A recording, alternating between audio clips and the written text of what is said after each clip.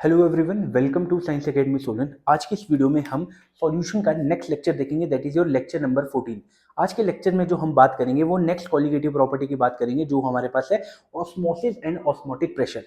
देखो, osmosis and osmotic pressure हमारी daily life में जो है वो काफ़ी ज़्यादा बार आपने चेक किया होगा। जैसे सबसे पहला एग्जांपल अगर मैं आपको बताऊं, पानी में अगर आप किशमिश डालते हैं, पानी में अगर आप रेजिन को डालते हैं, तो हमारे पास रेजिन जो किशमिश होती है वो क्या कर जाती है, स्वेलअप कर जाती है, फूल जाती है। तो ये इसका एग्जांपल है, ऑस्मोसिस का एग्जांपल है। अगली अगर मैं आपको बात बताता हूँ, देखो वेजिटेबल या फिर शॉपकीपर वाला क्या करता है, जो शॉपकीपर होते हैं वो कॉन्स्टेंटली अपनी सब्जियों पे पानी फेंकते रहते हैं, पानी का छिड़काव करते रहते हैं। क्यों? क्योंकि सब्जियां उनकी फ्रेश दिखे। सब्जियां रात तक जो होती है वो मुरझा जाती है धूप में, लेकिन वो कॉन्स्टेंटली पानी जो स्प्रिंकल करते हैं उसकी वजह से उनकी सब्जियां जो होती है वो फ्रेश दिखती है। अगला एग्जाम्पल अगर मैं आपको बात बताऊं, तो हमारे पास क्या होता है, जैसे कोई फ्लावर है, फ्लावर अगर कोई मुरझा गया है तो उसको कभी पानी में डालना या उस पॉट में आप पानी डालना, तो फ्लावर जो होगा वो आपका दोबारा से खिल उठेगा। तो ये जो सारे एग्जांपल है बेटा, ये सारे एग्जांपल हमारे पास किसके, ऑस्मोसिस के। लेकिन ऑस्मोसिस को करने से पहले हमें कुछ एक इंपॉर्टेंट टर्म्स के बारे में जानना है। जो सबसे पहले इंपॉर्टेंट टर्म हमारे पास है SPM, that is your semi permeable membrane. देखो, अगर मैं एसपीएम की बात करता हूं, एसपीएम मेरे पास एक ऐसी मेम्ब्रेन होती है जहां पे बहुत छोटे छोटे पोर्स होते हैं, बहुत ज्यादा छोटे छोटे पोर्स होते हैं, और इससे सिर्फ कुछ एक पार्टिकल अलाउड होते हैं पास होने के लिए। जैसे फॉर एग्जांपल ये मेरे पास क्या है, अगर ये मेरे पास सेमी परमेबल मेम्ब्रेन है और ऊपर मैंने क्या डाला है बेटा, ऊपर मैंने लिखा है सॉल्वेंट। देखो ऊपर मेरे पास क्या है बेटा, ये ब्लू कलर के सॉल्वेंट है जिसको मैं ए से रिप्रेजेंट करूंगा। अब इसी के अंदर मैं डालूंगा सॉल्यूट जो कि नॉन वोलेटाइल होगा। यहाँ पे मैंने ब्लैक कलर के क्या डाले हैं बेटा, ये सॉल्यूट डाले जिनका पार्टिकल साइज जो है वो काफी बड़ा है। तो ये मेरे पास सॉल्यूट है जो कि नॉन वोलेटाइल है। इतनी बात समझ में आ गई। अब मैंने आपको बताया कि एसपीएम से क्या होता है, इसमें इतने छोटे बोर्ड्स होते हैं जो कि सिर्फ कुछ एक पार्टिकल जो होते हैं वो अलाउड होते हैं पास होने के लिए। तो हमारे पास क्या होगा, सिर्फ सॉल्वेंट पार्टिकल जो होगा वो एसपीएम के थ्रू पास होगा। तो इस वाली चीज को हम क्या बोलते हैं, सेमी परमेबल मेम्ब्रेन। तो मैंने क्या लिखा है, membrane through which only solvent particle can pass are called semi permeable membrane. I hope इतनी बात आपको समझ में आई होगी कि वो वाली चीज जहां पे बहुत छोटे पोर्स होते हैं और सिर्फ कुछ एक सेलेक्टेड पार्टिकल जो होते हैं वो अलाउड होते हैं पास होने के लिए, उसको बोलते हैं सेमी परमेबल मेम्ब्रेन। अगली बात, अब अगर मैं एसपीएम की बात करता हूं तो बेटा वो हमारे पास दो तरह की होती है। एक हमारे पास होता है नेचुरल और एक हमारे पास होता है मैन मेड, जिसको हम लोग बनाते हैं लैब में। सबसे पहला हमारे पास जो होता है वो आता है प्लांट मेम्ब्रेन। देखो, प्लांट मेम्ब्रेन का एग्जांपल में मैंने आपको बताया था, मान लो बीकर में आपने क्या किया है, आपने किशमिश रखी है। अब किशमिश में क्या होगा, जो सॉल्वेंट है, सॉल्वेंट पार्टिकल इसके अंदर मूव करेगा, जिसकी वजह से आपकी किशमिश जो है वो स्वेलअप कर जाएगी। तो उसका क्या मतलब है, इसकी वॉल्स भी किसकी तरह एक्ट कर रही है, एक सेमी परमेबल मेम्ब्रेन की तरह एक्ट कर रही है। तो ये जो प्लांट मेम्ब्रेन है वो इसका एक बेस्ट एग्जांपल है। अगली अगर मैं आपको बात बताऊं तो वो है एनिमल मेम्ब्रेन। तो ये भी हमारे पास क्या होता है, नेचुरल एसपीएम होता है। लेकिन अगली अगर मैं बात बताऊं, अब देखो हमें लार्ज लेवल पे अगर सेमी परमेबल मेम्ब्रेन चाहिए तो हम एनिमल या प्लांट मेम्ब्रेन का तो यूज इतने बड़े लेवल पे नहीं कर सकते। तो हम क्या करेंगे, हमने लैब में भी कुछ एक जो है, लैब में कुछ एक पार्टिकल हमने ऐसे बनाए जो कि अगर बड़े साइज के भी थे तो उनको हमने क्या कर दिया, उनको हमने छोटा साइज कर दिया, उसमें कुछ एक केमिकल्स मिलाए। तो सबसे पहला जो हमारे पास एग्जाम्पल है वो है सेल्यूलोज एसीटेट। ये वाला जो हमारे पास सेमी परमेबल मेम्ब्रेन है वो हमारे पास आरओ में यूज होता है वाटर प्योरिफिकेशन के लिए। अगली अगर मैं बात बताता हूं, दूसरा एग्जांपल हमारे पास है Cu2FeCN का होल 6। ये हमारे पास एक कोऑर्डिनेट कंपाउंड है जिसको हम अपनी इनऑर्गेनिक में देखेंगे। तो इसका नाम जो हमारे पास होगा कॉपर फेरोसाइनाइड होता है। तो ये हमारे पास कुछ एक एग्जाम्पल है सेमी परमेबल मेम्ब्रेन का। अब एसपीएम को पढ़ने के बाद नेक्स्ट हमारे पास टाइम आता है कि हम बात करेंगे ऑस्मोसिस की। तो बेटा ऑस्मोसिस के लिए हमारे पास हमने यहाँ पे क्या किया है, दो कंटेनर को हमने कंसीडर किया है। और दो कंटेनर में हमारे पास सबसे पहला एक साइड मेरे पास क्या है बेटा, सॉल्वेंट है जो कि प्योर है, इसमें बिल्कुल भी सोल्यूट डिजोल्व नहीं है। दूसरी साइड हमारे पास क्या है, सॉल्यूशन। सॉल्यूशन का मतलब क्या है, यहाँ पे सॉल्वेंट भी है और यहाँ पे सॉल्यूट भी है। तो ये मेरे पास सॉल्यूशन है और मेरे पास सॉल्वेंट है। अच्छा, इसी का ही मैंने दूसरा एक और एग्जांपल लिया है। एक और एग्जांपल में क्या है बेटा, लेस कंसंट्रेशन। अब जब भी मैं कंसंट्रेशन की बात करूंगा तो वो विद रेस्पेक्ट टू सोल्यूट होता है। लेस कंसंट्रेशन का क्या मतलब है, यहाँ पे सोल्यूट कम है और डाइल्यूट सॉल्यूशन का क्या मतलब है कि यहाँ पे सॉल्वेंट ज्यादा है, तो मैं यहाँ पे लिख सकता हूँ कि जो सॉल्वेंट है वो यहाँ पे काफी ज्यादा है एज कम्पेयर टू सोल्यूट। तो लेस कंसेंट्रेशन का क्या मतलब है, सोल्यूट कम है। और बेटा डाइल्यूट सॉल्यूशन का भी क्या मतलब है कि सोल्यूट कम है, सॉल्वेंट ज्यादा है। अगली बात यहाँ पे क्या है बेटा, ये जो सोल्यूट आपको दिख रहे हैं वो ज्यादा है, इसीलिए इसको मैंने क्या बोला, मोर कंसेंट्रेटेड या फिर कंसेंट्रेटेड सॉल्यूशन। मोर कंसेंट्रेटेड का क्या मतलब है, सोल्यूट काफी ज्यादा है और यहाँ पे जो सॉल्वेंट है वो कम है। इतनी बात क्लियर है बेटा। अब आपको पता है बेटा इन दोनों को हमने जो सेपरेट किया है वो एसटीएम के थ्रू किया है, सेमी परमेबल मेम्ब्रेन हमने इन दोनों के बीच में लगाई है। अब इसमें होगा क्या बेटा, जब सेमी परमेबल मेम्ब्रेन है तो दोनों तरफ क्या होगा, सॉल्वेंट का मूवमेंट जो है वो अलाउड होगा। अब वो बेटा कहां कहां से मूव करेगा, सॉल्वेंट से सॉल्यूशन की तरफ भी मूव कर सकते हैं सॉल्वेंट, और सॉल्यूशन से सॉल्वेंट की तरफ को भी जो है वो जो सॉल्वेंट है वो मूव कर सकता है। लेकिन मेरे पास क्या होगा बेटा, ये यहां से यहां भी मूव करेगा और यहां से यहां भी मूव करेगा। लेकिन होगा क्या बेटा, जो सॉल्वेंट है वो मेरे पास ज्यादा कहां है बेटा, यहाँ पे है। यहां से यहां को नेट फ्लो जो हमारा है वो ज्यादा होने वाला है, क्योंकि सॉल्वेंट यहाँ पे ज्यादा है और सॉल्वेंट यहाँ पे मेरे पास कम है। देखो एक बात तो फिक्स है कि सेमी परमिएबल मेम्ब्रेन से सिर्फ क्या पास होगा, सॉल्वेंट पास होगा। और कोई भी चीज जो फ्लो करती है वो कहां से कहां करती है, फ्रॉम हाई टू लो। तो बेटा सॉल्वेंट का मूवमेंट होगा from higher concentration it towards lower concentration, यहाँ पे सॉल्वेंट ज्यादा है टुवर्ड्स सॉल्यूशन को। तो इसको हम क्या बोलेंगे, जो नेट फ्लो होता है आपका solvent from solvent side towards solution side, ये जो नेट फ्लो होगा क्योंकि दोनों साइड मूव करेगा। लेकिन जो आपके पास सॉरी लेकिन जो आपके पास बेटा ये जो नेट फ्लो होगा ये हमारे पास कहां होगा, ये हमारे पास इस साइड में होगा। तो इसको आप क्या बोलोगे, ऑस्मोसिस बोलेंगे। तो सुनना बात को ध्यान से। अगला देखो, डेफिनेशन बताने से पहले मैं आपको ये भी एक्सप्लेन कर देता हूँ। यहाँ पे भी क्या होगा बेटा, यहाँ पे हमारे पास सॉल्वेंट ज्यादा है लेकिन यहाँ पे मेरे पास सॉल्यूट ज्यादा है। तो मेरे पास सॉल्वेंट ज्यादा है तो क्या होगा, नेट फ्लो ऑफ सॉल्वेंट जो होगा, देखो वैसे तो दोनों साइड को मूव करेगा लेकिन नेट फ्लो हमारा किससे किस साइड को होगा, यहाँ से इस साइड को होगा। तो ये जो नेट फ्लो ऑफ सॉल्वेंट होता है उसी को आप क्या बोलते हैं, ऑस्मोसिस। तो चलिए इसकी डेफिनेशन चेक करते हैं। The net flow of solvent particle, जो सॉल्वेंट का नेट फ्लो होगा कहां से कहां, from solvent side to solution, solvent to solution, या फिर less concentrated solution towards more concentrated solution, less concentrated solution towards more concentrated solution, या फिर dilute solution towards concentrated solution. इसको डाइल्यूट सॉल्यूशन भी बोल सकते हैं, towards more concentrated solution is called osmosis. इसी प्रोसेस को क्या बोलते हैं, ऑस्मोसिस बोलते हैं। अब देखो इससे होता क्या है, इससे कुछ ऐसा होगा, जब सॉल्वेंट यहां से यहां को मूव करेगा तो आपका ये वाला जो लेवल है वो बढ़ेगा और ये वाला जो लेवल है वो डिक्रीज करेगा। इस प्रोसेस को क्या बोलते हैं, ऑस्मोसिस बोलते हैं। अब एक अगली बात आपको क्या ध्यान रखनी है, during osmosis flow of solvent is in both the side. अब देखो ऑस्मोसिस से क्या होगा, फ्लो ऑफ सॉल्वेंट तो दोनों साइड होगा लेकिन हमारे पास क्या होगा, अनइक्वल रेट में। अनइक्वल रेट का क्या मतलब है, यहां से जो आगे जाएगा वो बेटा 10 की स्पीड से जाएगा और यहां से यहां जो आएगा वो 2 की स्पीड से आएगा। मतलब यहां से आगे जो जाएगा, अनइक्वल रेट का क्या मतलब है, आगे ज्यादा जल्दी जाएगा और पीछे थोड़ा सा कम आएगा। तो ये हमारे पास क्या होता है, अनइक्वल रेट से जो है वो ऑस्मोसिस हो रही होती है। अब ऑस्मोसिस को समझने के बाद नेक्स्ट टॉपिक जो हमारे पास आएगा वो आएगा ऑस्मोटिक प्रेशर। तो चलिए इसको करना स्टार्ट करते हैं। बच्चों नेक्स्ट टॉपिक हमारे पास है ऑस्मोटिक प्रेशर। ऑस्मोटिक प्रेशर की अगर मैं बात करता हूं तो ये वो प्रेशर होता है जो कि ऑस्मोसिस को रोकने के लिए लगता है। तो यहां पे मैंने क्या लिखा है, the pressure which is required to stop the process of osmosis are called osmotic pressure. जो ऑस्मोसिस को रोकने के लिए जो प्रेशर लगे उसको आप क्या बोलते हो, ऑस्मोटिक प्रेशर। देखो इसको एक्सप्लेन करने के लिए हमारे पास दो तरीके हैं। एक हमारे पास है एक्सटर्नल ऑस्मोटिक प्रेशर और दूसरा हमारे पास है internal osmotic pressure. External osmotic pressure में हमारे पास क्या होगा, मैं एक एक्सटर्नल प्रेशर लगा रहा हूंगा जिसको मैं क्या बोलूंगा, ऑस्मोटिक प्रेशर बोलूंगा। लेकिन यहां पे क्योंकि ऑस्मोसिस अपने आप रुक रही होगी, उसमें हमने कोई भी एक्सटर्नल प्रेशर क्रिएट नहीं किया होगा, तो ये हमारे पास क्या हो जाएगा, इंटरनल या फिर नेचुरल ऑस्मोटिक प्रेशर, क्योंकि यहाँ पे हमने कोई भी एक्सटर्नल प्रेशर क्रिएट नहीं किया है। तो सबसे पहले हमने देखा कि ऑस्मोसिस को रोकने के लिए जो प्रेशर लगता है उसको हमने बोला ऑस्मोटिक प्रेशर। तो सबसे पहले हम चेक करेंगे एक्सटर्नल ऑस्मोटिक प्रेशर।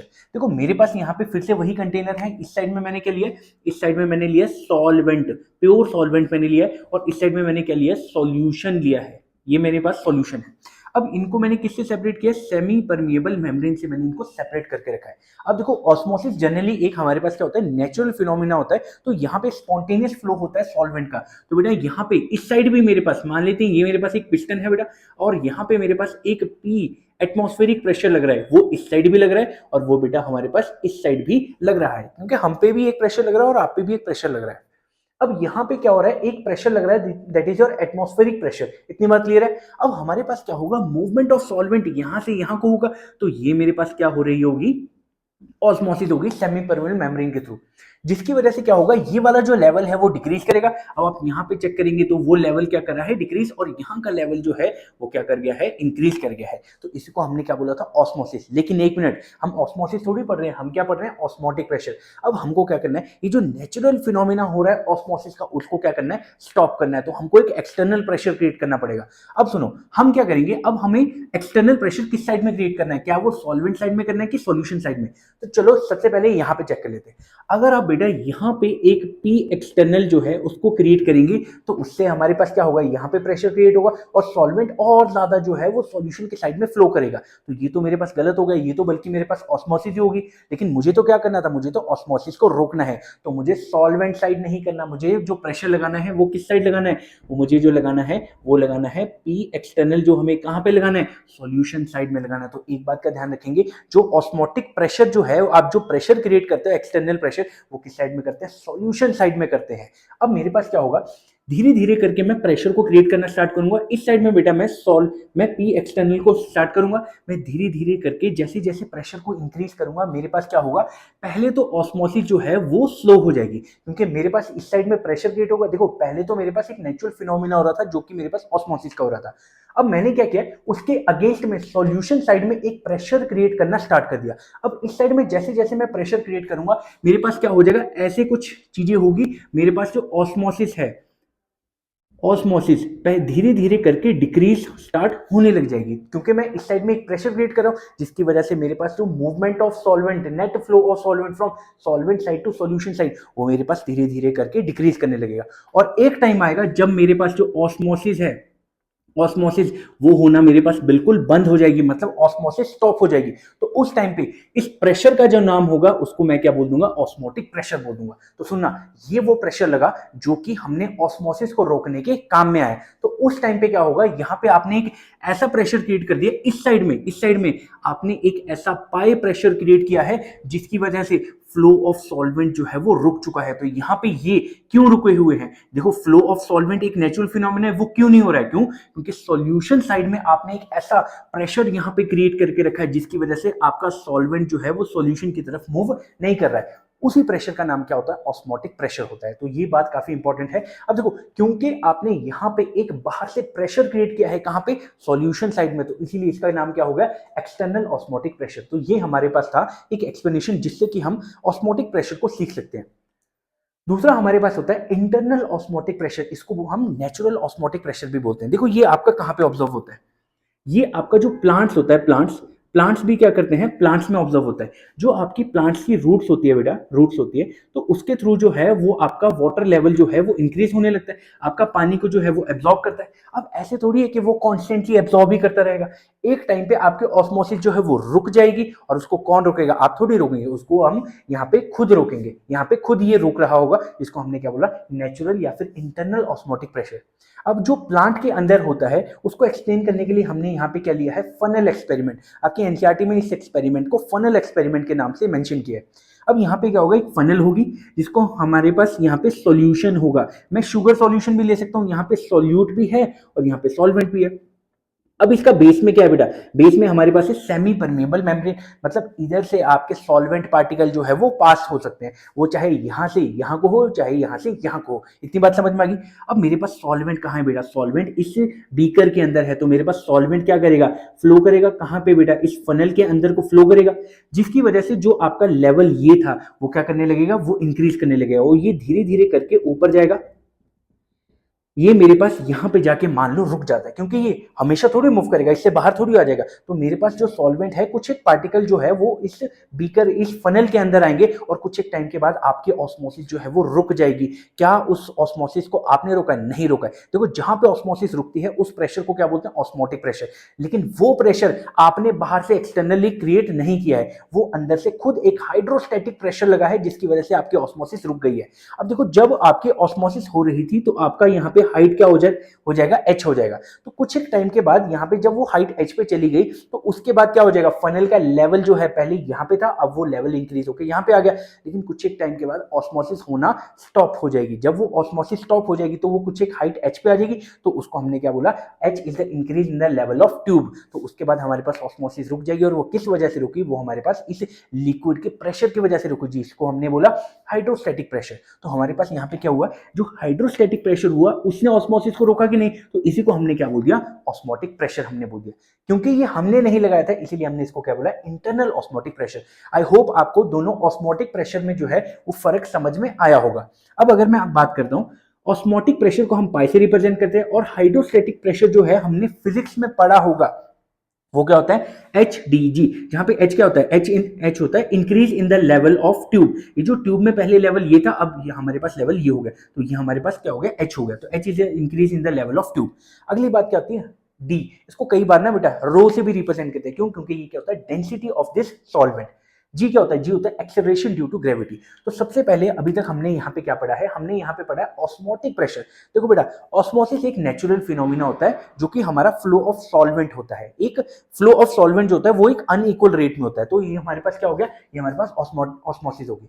अब ऑस्मोटिक प्रेशर क्या होता है, ऑस्मोसिस को रोकने के लिए जो आप सॉल्यूशन साइड में जो प्रेशर क्रिएट करते हैं उसको हम क्या बोलते हैं, ऑस्मोटिक प्रेशर बोलते हैं। तो ये मेरे पास क्या सॉल्वेंट है, ये मेरे पास सॉल्यूशन साइड है, तो मैंने सॉल्यूशन साइड में एक ऐसा प्रेशर क्रिएट करके रखा है जो कि आपकी ऑस्मोसिस नहीं होने दे रहा है, आपका लिक्विड का फ्लो जो है वो सॉल्वेंट से सॉल्यूशन को नहीं होने दे रहा है। तो उस प्रेशर का क्या नाम होगा, उसको हमने बोला ऑस्मोटिक प्रेशर। तो देखो दोनों साइड में एटमॉस्फेरिक प्रेशर तो लग रहा था, लेकिन एक एक्सटर्नल प्रेशर जो आपने क्रिएट किया उसको आपने क्या बोला, ऑस्मोटिक प्रेशर आपने बोला है। इतनी बात समझ में आ गई। अब मैंने इसको इंटरनल ऑस्मोटिक प्रेशर से कैसे एक्सप्लेन किया कि ये प्लांट्स में कैसे होता है, तो प्लांट्स में क्या होता है, इसको फनल एक्सपेरिमेंट से हमने एक्सप्लेन किया। सॉल्वेंट जो है वो आपका फनल में मूव करेगा, क्योंकि यहाँ पे सॉल्यूशन साइड है, तो ये इतना मूव करेगा कि जहां पे आपका एक बैलेंस क्रिएट हो जाएगा, और जहां पे आपकी ऑस्मोसिस जो वो रुक रही होगी, वो किस वजह से रुकेगी, वो एक हाइड्रोस्टैटिक प्रेशर की वजह से रुकेगी। इसी वजह से हमने क्या बोला कि यहाँ पे जो है इसकी वजह से हमारी ऑस्मोसिस रुक रही है, तो उसको हमने क्या बोल दिया, ऑस्मोटिक प्रेशर बोल दिया, और हमने बोला pi is equal to H D G. अब अगर आप सोच रहे हैं कि ये ऑस्मोटिक प्रेशर का फॉर्मूला है, तो ये बिल्कुल गलत है। ऑस्मोटिक प्रेशर का ये फॉर्मूला है, ये मैं मान गया, लेकिन हम केमिस्ट्री में अगर ऑस्मोटिक प्रेशर को कैलकुलेट करना है तो वो हम ऐसे कैलकुलेट नहीं करते हैं। हमारे पास एक दूसरा फॉर्मूला होता है जो कि हमारे पास आता है फ्रॉम वेंट हॉफ। तो वेंट हॉफ जो होते हैं वो उन्होंने हमारे पास एक ऑस्मोटिक प्रेशर को कैलकुलेट करने का फॉर्मूला दिया, तो चलिए उसको भी सीखना स्टार्ट करते हैं। बच्चों नेक्स्ट हमारे पास जो टॉपिक आ रहा है वो है van't Hoff law for dilute solution. Van't Hoff ने क्या किया, हमारे पास बहुत सारे एक्सपेरिमेंट किए और ये चीज को ऑब्जर्व किया कि जो हमारे पास आइडियल गैस इक्वेशन होती है, that is PV is equal to nRT, ये जो आइडियल गैस इक्वेशन होती है ये लिक्विड सॉल्यूशन पे भी जो है वो एप्लीकेबल होती है। बस हमको हल्का सा काम करना होता है। अगर प्रेशर की जगह पे आप पाए ऑस्मोटिक प्रेशर को रिप्लेस करवा देते हैं, तो हमारे पास ये जो आइडियल गैस इक्वेशन होती है वो डाइल्यूट सॉल्यूशन पे भी जो है वो एप्लीकेबल हो जाती है। तो हमारे पास क्या हुआ, पी जो होता है, पी हमारे पास गैस के लिए होता है, और पाई हमारे पास किसके लिए होता है, लिक्विड के लिए। ये हमारे पास गैस का प्रेशर होता है और ये हमारे पास लिक्विड का प्रेशर होता है, जिसको हमने बोला ऑस्मोटिक प्रेशर। तो हमारे पास क्या हुआ, pi V is equal to n R T. इतनी बात क्लियर है। अब हमारे पास pi is equal to n upon V R T आ जाएगा। और सुनो, हमने पिछले कंसंट्रेशन टर्म्स के लेक्चर्स में एक बात देखी थी कि मोलैरिटी क्या होता है। मोलैरिटी हमारे पास होता है मोल of solute divide by volume of solution, लेकिन किसमें, लीटर्स में। तो बस यही तो मेरे पास वो है। तो ये मेरे पास किससे रिप्लेस हो जाएगा, कंसंट्रेशन या फिर मोलैरिटी से। तो मैं लिख सकता हूँ pi is equal to capital M R T, जहां पे एम क्या हो जाएगा मेरे पास, ये मेरे पास हो जाएगा मोलैरिटी। मोलैरिटी हो गया। अब अगर मैं अगली बात करता हूं, मैं इसको कई बार देखो, कई बार कुछ बुक्स में या क्वेश्चन में इसको सी भी लिखते हैं। तो pi is equal to C R T, ये मेरे पास किसका फॉर्मूला हो गया, ये मेरे पास ऑस्मोटिक प्रेशर का फॉर्मूला हो गया। अब मैं एक बात चेक करता हूं, एट कांस्टेंट टेम्परेचर या फिर आइसोथर्मल प्रोसेस में हमारे पास क्या होता है, देखो टी क्या हो गया, कांस्टेंट हो गया। आर भी मेरे पास क्या है, ये भी गैस कांस्टेंट होती है। तो मैं इन दोनों की जगह पे क्या कर सकता हूं कि पाई जो होता है वो किस पे डिपेंडेंट होता है, टेम्परेचर पे, सॉरी टेम्परेचर नहीं, कंसंट्रेशन पे, मोलैरिटी पे। तो मैं क्या बोल सकता हूं, जो पाई है, ऑस्मोटिक प्रेशर है, वो किस पे डिपेंडेंट होता है, मोलैरिटी पे। तो इसीलिए मैं बोल सकता हूं कि जो ऑस्मोटिक प्रेशर होता है वो एक कॉलिगेटिव प्रॉपर्टी है। क्यों, क्योंकि पाई जो होता है, pi is directly proportional, molarity क्या होता है, मोल of solute divide by volume of किसका बेटा, सॉल्यूशन का। और अगर सॉल्यूशन फिक्स है तो ये मेरे पास क्या है, मोल ऑफ सॉल्यूट। तो इससे, इस एक्सप्रेशन से मैं क्या बता सकता हूं कि जो ऑस्मोटिक प्रेशर है वो भी किस पे डिपेंड करता है, नंबर ऑफ सोल्यूट पे। तो ये भी मेरे पास क्या हो गया, ऑस्मोटिक प्रेशर भी मेरे पास क्या हो गया, एक कॉलिगेटिव प्रॉपर्टी। क्यों? क्योंकि वो नंबर ऑफ सोल्यूट पे डिपेंड करता है, और यहाँ पे मैंने रिप्रेजेंट कर दिया आपको कि जो ऑस्मोटिक प्रेशर है वो भी किस पे डिपेंड करती है, आपके नंबर ऑफ सोल्यूट पे डिपेंड करती है। नेक्स्ट अगर मैं बात करता हूं बेटा, आर की बात करता हूं मैं। आर, देखो आर मेरे पास क्या होता है, गैस कांस्टेंट होता है बेटा। और जो आर की वैल्यू हमारे पास होती है, आर की जो वैल्यू होती है वो हमारे पास अलग अलग, क्योंकि हम यहाँ पे क्या कर रहे हैं, प्रेशर चेक करें, तो प्रेशर के लिए जो आर की वैल्यू होती है बेटा वो हमारे पास होती है 0.0821, ये भी हो सकती है। और ये किसमें होती है, litre ATM divide by kelvin mol. और ज्यादातर ना बेटा, सुनना बात को ध्यान से, आपका जो पाई होगा वो ज्यादातर आपको किस में कैलकुलेट करना है, एटीएम में चेक करना है। तो बेटा एटीएम में आर की जो वैल्यू होगी वो हमेशा ये पुट होगी। और अगर आपको इसमें कैलकुलेशन में दिक्कत आती है तो आप इसकी वैल्यू को बेटा 1/12 भी पुट कर सकते हैं। लेकिन एक कंफ्यूजन है, सर आपने क्या किया, आपने प्रेशर को तो ऑस्मोटिक प्रेशर से रिप्लेस करवा दिया, लेकिन यहां पे क्या लिखा है मैंने, गैस कांस्टेंट। ये मेरे पास क्या होता है, गैस कांस्टेंट। तो बेटा आपके पास क्या होता है, गैस कांस्टेंट की जगह पे आप एस भी रिप्लेस करवा सकते हो, जिसको आप क्या बोलते हो, लिक्विड कांस्टेंट। तो आपकी बुक्स में क्या होता है, आपके प्रेशर को तो ऑस्मोटिक प्रेशर से रिप्लेस करवा देते हैं, लेकिन इसकी जगह पे आर ही लिखते हैं। अगर आपको सिंप्लीफाई करना है तो आप इसको गैस कांस्टेंट या फिर लिक्विड कांस्टेंट कुछ भी इसको कंसीडर कर सकते हैं। तो ये आपके पास किसका काम हो गया, ये आपके पास ऑस्मोटिक प्रेशर का जो है वो फॉर्मूला निकल के आ गया है। अब नेक्स्ट हमारे पास आता है ग्राफ। ग्राफ किसके बीच में, पाई और एम के बीच में। देखो जब भी कभी ग्राफ बनाना हो आप पहले फॉर्मूला लिख लो, pi is equal to M R T. अब देखो हमारे पास ये क्या है, ये y एक्सिस है और ये मेरे पास क्या है, x एक्सिस है। तो मैं इस साइड लिख दूंगा y एक्सिस x एक्सिस। अब y एक्सिस में मेरे पास क्या है बेटा, pi, that is our osmotic pressure, और x एक्सिस में मेरे पास क्या है, m। तो मेरे पास इक्वेशन क्या होती है, y is equal to M X होती है। तो x एक्सिस में मेरे पास क्या है, मोलैरिटी, और y एक्सिस में मेरे पास क्या है बेटा, ऑस्मोटिक प्रेशर है। तो स्लोप मेरे पास क्या होगी, आर टी मेरे पास स्लोप होगी। तो यहाँ पे कोई भी इंटरसेप्ट तो नहीं है, तो y is equal to M X, क्योंकि x एक्सिस में मेरे पास क्या है बेटा, मोलैरिटी है, और y एक्सिस में मेरे पास क्या है, ऑस्मोटिक प्रेशर। तो ये बचा हुआ आर टी मेरे पास क्या हो गया, स्लोप होगी। अब देखो क्योंकि मेरे पास यहाँ पे कोई भी इंटरसेप्ट नहीं है, y is equal to M X plus का c होता है, तो ये मेरे पास क्या है, जीरो है, कोई भी स्लोप नहीं है। तो उसका क्या मतलब है, यहाँ पे जीरो से स्टार्ट होगा। अब देखो स्लोप मेरे पास क्या है, आर टी है, प्लस की स्लोप है, तो मैं स्लोप कितनी लिख दूंगा, प्लस का आर टी। तो ये मेरे पास क्या होगा, स्लोप। तो ये हमारे पास क्या होगा, ऑस्मोटिक प्रेशर का फॉर्मूला भी हमने देख लिया और हमने उसका ग्राफ भी चेक कर लिया। अब मैं आपको एक ट्रिक बताता हूं जो कि जेईई नीट के न्यूमेरिकल को सॉल्व करने के लिए एप्लीकेबल हो सकती है। देखो हमारे पास ऑस्मोटिक प्रेशर का क्या फॉर्मूला है, pi is equal to C R T, ये मेरे पास फॉर्मूला होता है। अब आर की वैल्यू तो हमारे पास क्या है, फिक्स है, इसकी वैल्यू ये है। लेकिन टेम्परेचर मेरे पास क्या हो सकते हैं, टेम्परेचर अगर मेरे पास है 25 डिग्री सेल्सियस, वैसे तो देखो ज्यादातर यही दो टेम्परेचर यूज होते हैं, एक होता है 25 डिग्री सेल्सियस और एक होता है 27 डिग्री सेल्सियस। तो मैं इसकी जगह पे क्या पुट कर सकता हूँ बेटा, 298 केल्विन भी हो सकता है, और इसकी जगह पे क्या हो सकता है,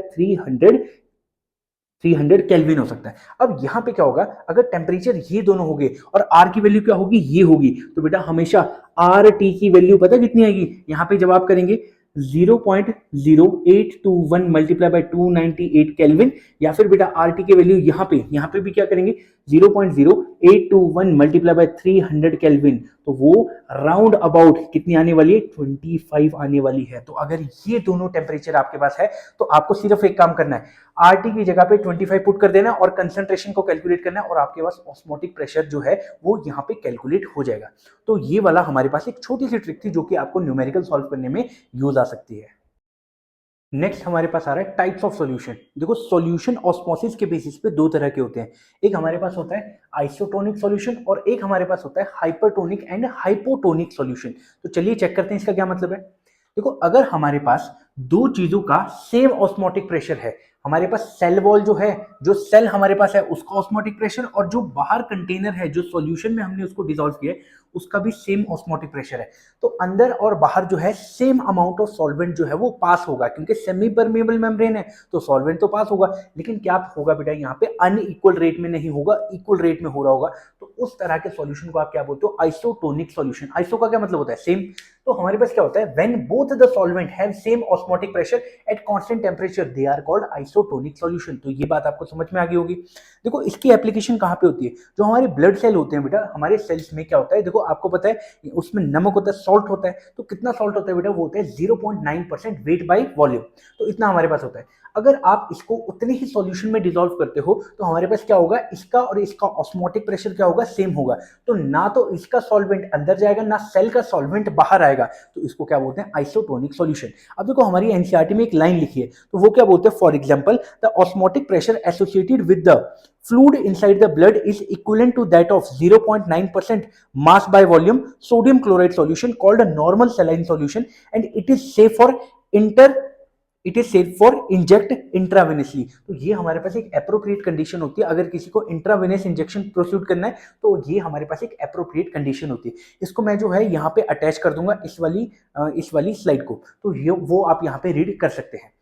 इससे ज्यादा इंपॉर्टेंट बेटा सुनना, एक बात है, यहाँ पे न्यूमेरिकल आता है काफी ज्यादा, तो आपके पास अगर कभी भी सॉल्यूशन में बोला है कि द सॉल्यूशन इज आइसोटोनिक, तो उसका क्या मतलब है, इसका ऑस्मोटिक प्रेशर और इसका ऑस्मोटिक प्रेशर बिल्कुल सेम होने वाला है। तो ऑस्मोटिक प्रेशर अगर सेम है बेटा, पाई 1 इज इक्वल टू पाई 2 है, तो मैं क्या कर सकता हूँ यहाँ पे M1RT is equal to M2RT, तो मेरे पास दोनों सेम टेम्परेचर पे है, तो RT से RT कट जाएगा, तो जो इसकी मोलैरिटी होगी वही उसकी भी मोलैरिटी होगी। तो कई बार इसके मोल्स ऑफ सॉल्यूट हमको दिए होते हैं या मॉलिक्यूलर मास या फिर मास ऑफ सॉल्यूट दिया होता है, तो इसका हमको निकालना होता है, तो इसको हम न्यूमेरिकल में चेक करेंगे।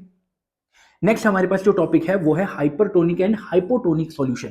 अब देखो मेरे पास एक टाइप का सॉल्यूशन है और एक दूसरी टाइप का सॉल्यूशन है। यहाँ पे मेरे पास एक सेल कुछ और तरह का है और यहाँ पे मेरे पास सेल कुछ और तरह का है। अब मैं यहाँ पे क्या बोल रहा हूँ, if the osmotic pressure of pi 1, अगर बेटा इसका osmotic pressure is greater than इसका ऑस्मोटिक प्रेशर, देन सॉल्यूशन 1 को क्या बोलेंगे हम, हाइपरटोनिक बोलेंगे, और सॉल्यूशन 2 को हम क्या बोलेंगे, हाइपोटोनिक। अब बात सुनेंगे ध्यान से, अगर इसका ऑस्मोटिक प्रेशर ज्यादा है और इसका ऑस्मोटिक प्रेशर कम है, तो इसके विद रिस्पेक्ट में इसको हम क्या बोलेंगे, हाइपरटोनिक सॉल्यूशन, और इसके विद रिस्पेक्ट में हम क्या बोलेंगे, इसको हाइपोटोनिक सॉल्यूशन। देखो ये एक रिलेटिव टर्म है, रिलेटिव टर्म है, इंडिविजुअल टर्म नहीं है। तो रिलेटिव टर्म का क्या मतलब है, इन दोनों के विद रिस्पेक्ट में अगर इसका ऑस्मोटिक प्रेशर ज्यादा है तो उसको क्या बोलेंगे, हाइपरटोनिक सॉल्यूशन, और इसको क्या बोलेंगे, हाइपोटोनिक सॉल्यूशन। अब देखो कैसे हम चीजों को डिसाइड करते हैं, तो चेक करेंगे। देखो अगर मैंने इसको हाइपरटोनिक सॉल्यूशन बोला है तो इसका ऑस्मोटिक प्रेशर क्या होगा, ज्यादा होगा, और ऑस्मोटिक प्रेशर सेम टेम्परेचर पे क्या होता है, किसके डायरेक्टली प्रोपोर्शनल होता है, मोलैरिटी के। तो उसका क्या मतलब है, मोलैरिटी ज्यादा होगी तभी तो ऑस्मोटिक प्रेशर ज्यादा होगा। तो यहाँ पे मैं बोल सकता हूँ, यहाँ पे बेटा कंसंट्रेशन ऑफ सॉल्यूशन क्या है, ज्यादा है, तो ये मेरे पास क्या है बेटा, मोर कंसंट्रेटेड है। तो क्या होता है, इसको मैं कंसंट्रेशन ज्यादा बोल दूंगा, तो हमारे पास सॉल्वेंट क्या होता है, फ्लो ऑफ सॉल्वेंट होता है, कहां से, from less concentrated towards more concentrated. अभी तो मैंने बोला कि ये वाला सॉल्यूशन जो है वो मोर कंसंट्रेटेड है, तो हमारे पास ऑस्मोसिस कहां से कहां को होती है, फ्रॉम सॉल्वेंट टू सॉल्यूशन होती है। तो उसका मतलब है कि यहाँ पे अगर सॉल्यूट बहुत ज्यादा है तो यहाँ पे सॉल्यूट कम होगा, तो यहाँ से यहाँ मेरे पास जो है वो सॉल्वेंट मूव करेगा, क्योंकि हमने ऑस्मोसिस में देखा था कि मोर कंसंट्रेटेड सॉल्यूशन की तरफ को जो है वो सॉल्वेंट फ्लो करता है। तो यहाँ पे अगर मोर कंसंट्रेटेड है तो सॉल्वेंट कहां से कहां आएगा बेटा, सेल वॉल से बाहर को आएगा, और जो सेल है वो आपका क्या कर जाएगा, श्रिंक कर जाएगा। तो हम यहां पे क्या बोलते हैं कि आप बोलेंगे सेल विल श्रिंक। इतनी बात समझ में आ गई। तो हाइपरटोनिक सॉल्यूशन में क्या होता है, ऑस्मोटिक प्रेशर ज्यादा होता है जिसकी वजह से कंसंट्रेशन भी ज्यादा होती है। अब अगर आपके पास कंटेनर की कंसंट्रेशन ज्यादा होगी तो सॉल्वेंट फ्लो करेगा कहां से, सेल से टुवर्ड्स द सॉल्यूशन, तो जिसकी वजह से सेल क्या कर जाएगा, श्रिंक कर जाएगा, तो उसको बोलते हैं हाइपरटोनिक सॉल्यूशन। अब अगर मैं बात बताता हूं हाइपोटोनिक सॉल्यूशन में, तो हाइपोटोनिक सॉल्यूशन में अगर मेरे पास ऑस्मोटिक प्रेशर कम होगा तो उसका क्या मतलब है, अगर ऑस्मोटिक प्रेशर कम है तो मेरे पास कंसंट्रेशन या फिर मोलैरिटी है वो भी मेरे पास कम होने वाली है। अब बेटा बाहर मेरे पास जो है, बाहर मेरे पास क्या है, लेस कंसंट्रेटेड है, और ये वाला मेरे पास क्या है, मोर कंसंट्रेटेड है। तो ये बात समझ में आ गई। तो हमने ऑस्मोसिस में क्या देखा था, movement of solvent from less concentration towards more concentration. तो यहाँ पे सॉल्वेंट पार्टिकल जो है वो इनसाइड द सेल मूव करेंगे, जिसकी वजह से सेल जो है वो स्वेल अप कर जाएगा। तो उसको हम क्या करते हैं, ऐसे देखते हैं। तो हमारे पास सेल क्या कर जाएगा, सेल विल स्वेल अप। तो ये हमारे पास क्या हो गया, isotonic hypotonic and hypotonic solution. एक बारी मैं दोबारा से रिपीट कर देता हूं। अब देखो, अगर सेल और सॉल्यूशन का दोनों का ऑस्मोटिक प्रेशर सेम है तो उसको हमने क्या बोला, आइसोटोनिक सॉल्यूशन। और ये एक हमारे पास एप्रोप्रिएट कंडीशन होती है इंट्रावेनस इंजेक्शन के लिए। अब अगर हमारे पास दो सॉल्यूशन का बोला है कि दो सॉल्यूशन है और दोनों आइसोटोनिक सॉल्यूशन में है, तो उसका क्या मतलब है बेटा, इसका और इसका पाई1 इज इक्वल टू पाई2 है, आरटी से आरटी कट जाएगा क्योंकि सेम टेम्परेचर पे हो रहा है। इसकी मोलैरिटी इज इक्वल टू इसकी मोलैरिटी। और कई बार इन दोनों का, इसका हमको एक चीज मोल्स ऑफ सॉल्यूट हमको दिया होता है और हमको इसका निकालना होता है, मोल या फिर वेट ऑफ सॉल्यूट हमको इसको निकालना होता है। अब अगर मैं अगली बात करता हूं हाइपरटोनिक सॉल्यूशन या हाइपोटोनिक सॉल्यूशन की बात करता हूं।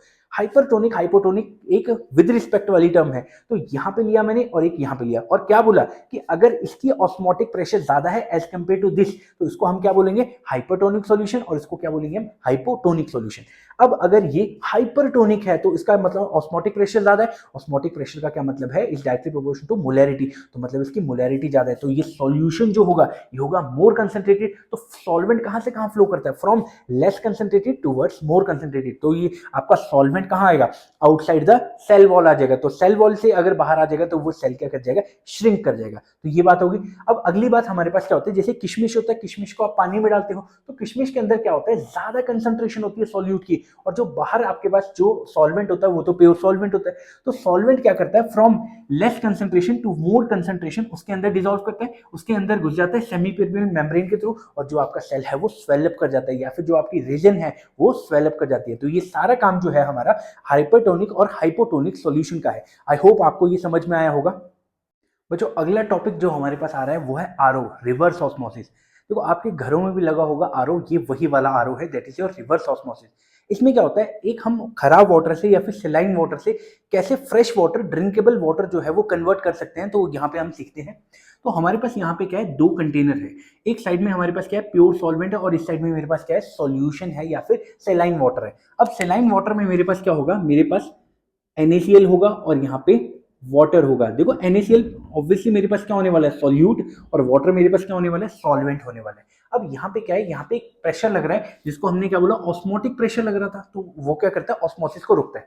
नॉर्मली हमारे पास क्या होता है, फ्लो ऑफ सॉल्वेंट कहाँ से कहाँ होता है, फ्रॉम सॉल्वेंट टू सॉल्यूशन होता है, तो जिसकी वजह से आपका सॉल्वेंट कुछ इस तरह से मूव करेगा और आपका ये जो लेवल है वो बढ़ने लगेगा। अब आपने क्या किया था, जब यहाँ पे P एक्सटर्नल, जब आपने P एक्सटर्नल कितना किया था, ऑस्मोटिक प्रेशर के बराबर किया था, तो उसका क्या मतलब था कि इस पॉइंट में आपका ऑस्मोसिस जो है वो रुक जाएगा, मतलब नेट फ्लो ऑफ सॉल्वेंट जो है वो स्टॉप हो जाएगा। मतलब सॉल्वेंट से सॉल्यूशन या सॉल्यूशन से सॉल्वेंट की तरफ को जो सॉल्वेंट पार्टिकल फ्लो होगा वो एक इक्वल रेट पे हो रहा होगा। लेकिन सुनना, अगर आप यहाँ पे जो प्रेशर है वो ऑस्मोटिक प्रेशर से ज्यादा क्रिएट कर देते हैं, तो ऑस्मोसिस जो है वो आपकी नहीं जाएगी, बल्कि वो आपकी उल्टी होने लग जाएगी। तो बेटा, आपके पास क्या था, पहले ऑस्मोसिस में क्या था, सॉल्वेंट यहाँ से यहाँ मूव कर रहा था, आपने एक प्रेशर अप्लाई किया तो आपकी ऑस्मोसिस जो है वो रुक गई, आपका सॉल्वेंट यहाँ से यहाँ नहीं जा रहा है, यहाँ से यहाँ नहीं जा रहा है, या फिर जा भी रहा है तो इक्वल रेट पे जा रहा है। अब आपने क्या किया, ऑस्मोटिक प्रेशर से ज्यादा प्रेशर यहाँ पे अप्लाई कर दिया, तो हमारे पास क्या होगा, नेट फ्लो ऑफ सॉल्वेंट कहां से कहां होगा,